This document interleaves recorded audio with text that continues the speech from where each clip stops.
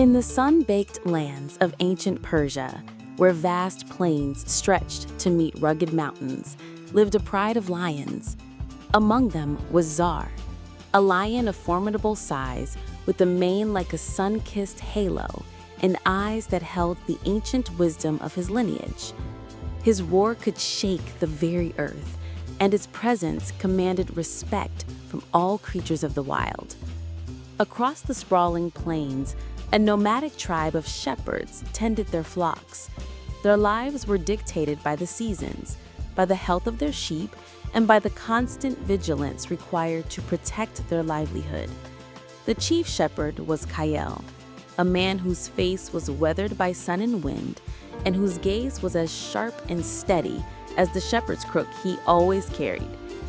He loved his flock fiercely, viewing each sheep not just as a possession, but as a life entrusted to his care. For generations, there had been an unspoken, tense truce between the lions and the shepherds. The lions would hunt the wild gazelles and zebras that roamed the plains, keeping a respectful distance from the grazing sheep. The shepherds, in turn, understood the lions' vital role in the ecosystem and rarely sought to disturb them. However, if a lion dared to approach the flock, Kael and his men were ready, their dogs barking furiously, their slings and spears at the ready. One scorching summer, a severe drought gripped the land. The rivers dwindled to trickles, and the once lush plains turned to brittle, golden straw. The wild game, deprived of water and food, began to scatter, seeking sustenance in distant, uncharted territories. The lions, including Zara's pride, grew desperate. Their roars, once magnificent declarations of dominance, now held an undertone of hunger and frustration. Zara, a wise leader, knew that breaking the truce with the shepherds was a last resort. He had seen the shepherds' ferocity when their flocks were threatened, and he respected their courage. Yet his pride, especially the young cubs, were starving. He watched the plump, unsuspecting sheep with a gnawing ache in his belly. Kael, too, saw the growing desperation of the lions. He noticed their gaunt flanks, their lingering gazes. He reinforced the night watches, sharpened the spears, and kept his most vigilant dogs close. He felt the tension in the air, a silent acknowledgement that the fragile peace was on the brink of shattering. One sweltering evening, as the last sliver of sun dipped below the horizon, a young, reckless lioness from Zara's pride, driven by the piercing cries of her hungry cubs, broke ranks. She bypassed Zara's silent command and, swift as a shadow, dashed towards Kael's flock, which was settling down for the night. Chaos erupted. Sheep scattered in terrified bleats, dogs barked furiously, and the shepherds, alerted by the commotion, sprang into action. Kael, with his hardened experience, was among the first. He saw the lioness darting towards a group of lambs. Without hesitation, he raised his sling and, with a practiced whirl, sent a stone whistling through the air. It struck the lioness on her flank, not enough to seriously injure, but enough to make her yelp and swerve. Zara, witnessing the breach and the shepherd's immediate, decisive response, let out a thunderous roar. It wasn't a roar of aggression towards the shepherds, but a command to his pride, a warning to the young lioness.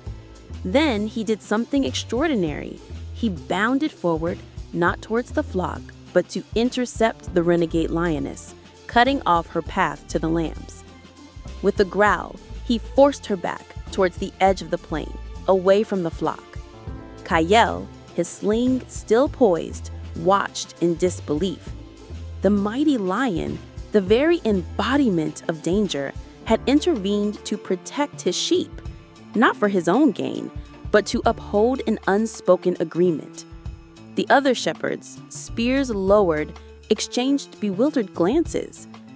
Zara then turned to Kael, his fiery eyes meeting the shepherd's steady gaze across the twilight-dusted plain. There was no aggression in the lion's posture, but a shared understanding of their predicament. Kyle, in that moment, saw not just a predator, but a leader wrestling with the heavy burden of responsibility, just as he was. The next morning, Kyle made a decision that astonished his tribe. He gathered a small, old, and weak ewe, one that likely wouldn't survive the harsh conditions much longer anyway.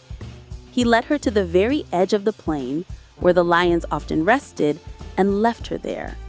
Then he returned to his flock, his heart heavy with the risk he had taken, but firm in his conviction.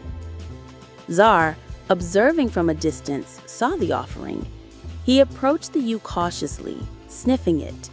It was a clear, unambiguous gesture of compassion, a shared sacrifice. He understood. The shepherd was acknowledging their suffering, offering a truce, a temporary solution that didn't involve a brutal conflict. From that day on, an even more unusual relationship developed.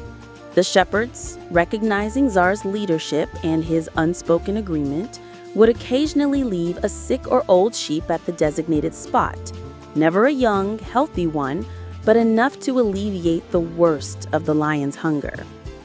Zara, in turn, ensured his pride kept their distance from the main flock, understanding the delicate balance. The drought eventually broke and the plains blossomed once more. The wild game returned and the lions no longer needed the shepherd's offerings, but the memory of that trying time and the extraordinary understanding that had formed between Zara and Kyle endured.